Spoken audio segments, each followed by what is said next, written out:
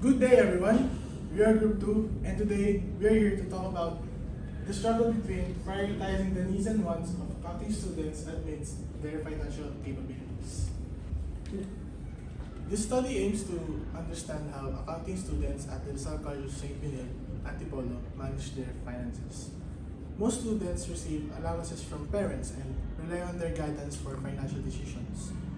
While they can prioritize needs over wants, discounts and entertainment still influence their spending. The study suggests that promoting financial literacy can help students make better financial decisions. So, for the introduction of our study, Filipino accounting students in higher education face financial challenges due to economic fluctuations. They struggle to balance essential expenses like tuition and textbooks with personal wants while also saving for emergencies. This study aims to understand how these students manage their allowance. For our background, while previous studies have examined student finances, we still don't fully understand how Biniljan accounting students balance needs and wants, especially given their unique financial situations. This study aims to fill this knowledge gap by exploring the factors influencing their spending decisions and how these choices might affect their academic performance. So let's move on to the statement of the problem. Next, please. The main problem of this study addresses the negative spending behavior and habits of accounting students in Biniljan Antipolo. To better understand the financial behavior of these students, this study aims to investigate the following.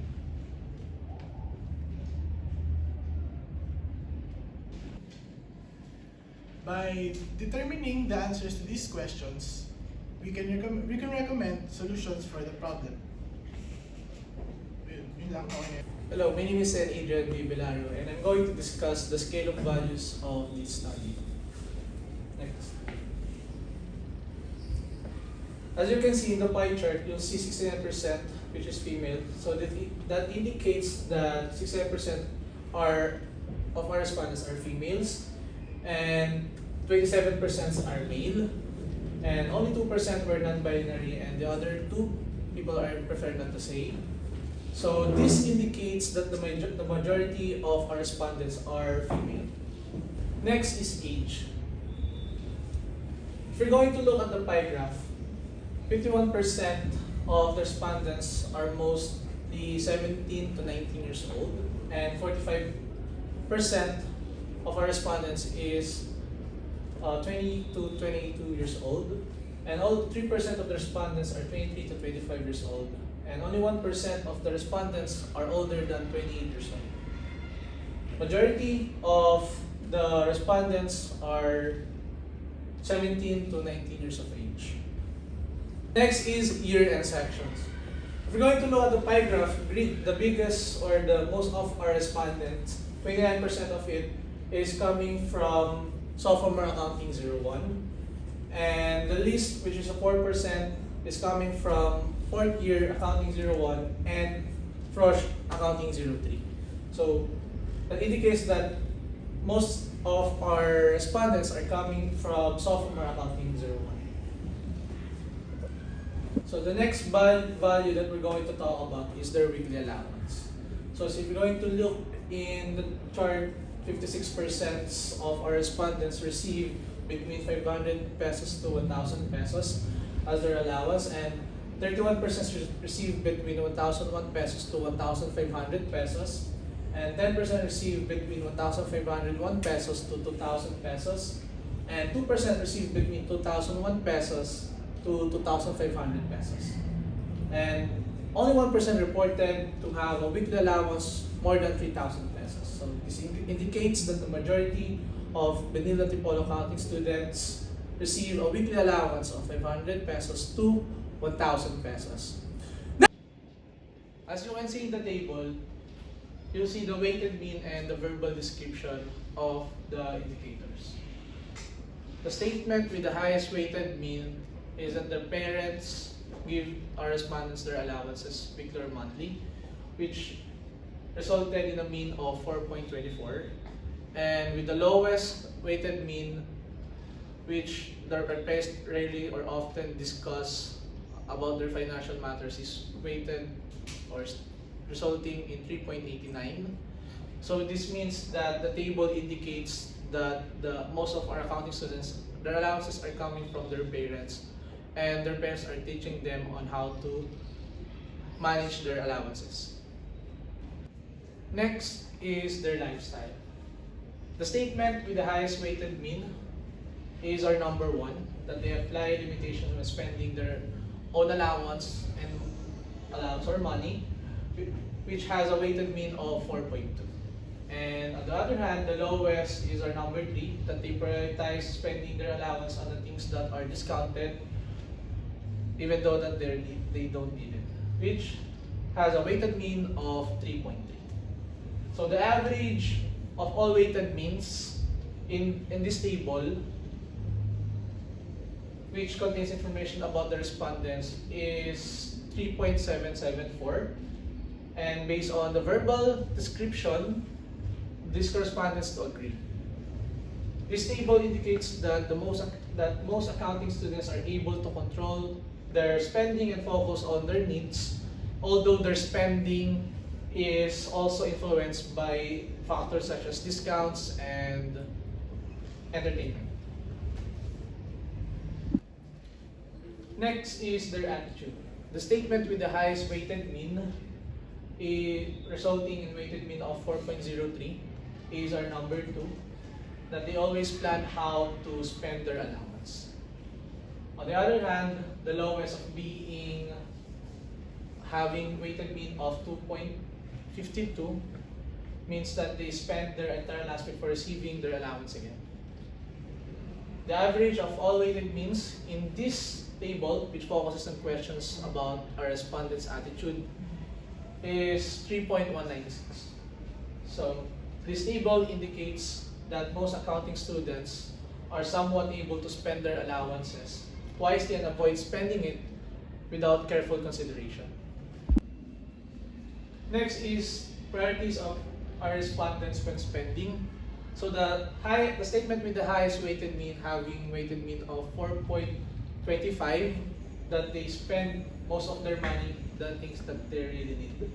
And on the other hand, with the lowest weighted mean resulting in 2.81, that they always buy unnecessary things. So the average of all weighted means in this table, which focuses questions about their priorities, is 3.46, which indicates to neutral.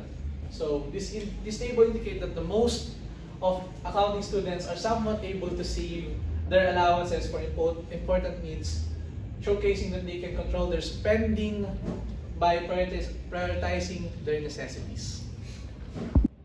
Hi, my name is Federico Meli, and now I'm here to discuss our conclusion and recommendations. So for our conclusion, here are our key findings. So our key findings are, firstly, the demographics. So majority are female, age 17 to 19, and with weekly allowances between 500 and 1,000 pesos. Next is for the parental influence that impact their spending. So most students credit their parents for teaching them about saving and financial management. And next is their spending habits. So students prioritize needs over wants and genuinely manage their spending well, though they are neutral about buying discounted items and entertainment. And lastly is their financial attitudes.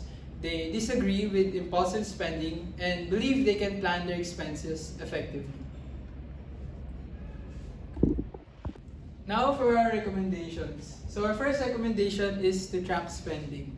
So the statement, "I always buy unnecessary things," received neutral responses from the accounting students, indicating a potential tendency to purchase non-essential items. So to address this, we recommend that students track their spending using apps or notebooks, and that this practice will help them record expenses and identify unnecessary purchases. enabling them to prevent such spending in the future. So for our next recommendation, we have implementing a strict budgeting system. So the recommendation targets accounting students at BIL Antipolo who spend their allowances on discounted items even if they don't need it. So since most students receive their allowances monthly or weekly, it is advised that they only bring the exact amount they need for their daily expenses, such as maybe for food or transportation. So this approach will help them prevent impulse purchases of unnecessary items even when they are tempted. So for our next recommendation, it is to limit their online spending. So for students who are influenced by discounts and entertainment, it is recommended to set their spending limits on their debit or credit cards. So alternatively, if using GCash or other e-wallets, they should only load the amount they need to cover their expenses. And that this strategy will help prevent overspending online as their funds will be limited to their needs. Now for our last recommendation, we have financial habit seminars. So these seminars aim to educate students on the long-term effects of impulsive buying, and this leads them to make informed financial decisions and also develop healthier spending habits. So that's it, guys. Thank you for listening. Yes! Listening to our paper. Presentation! Our presentation. Bye. Ulit!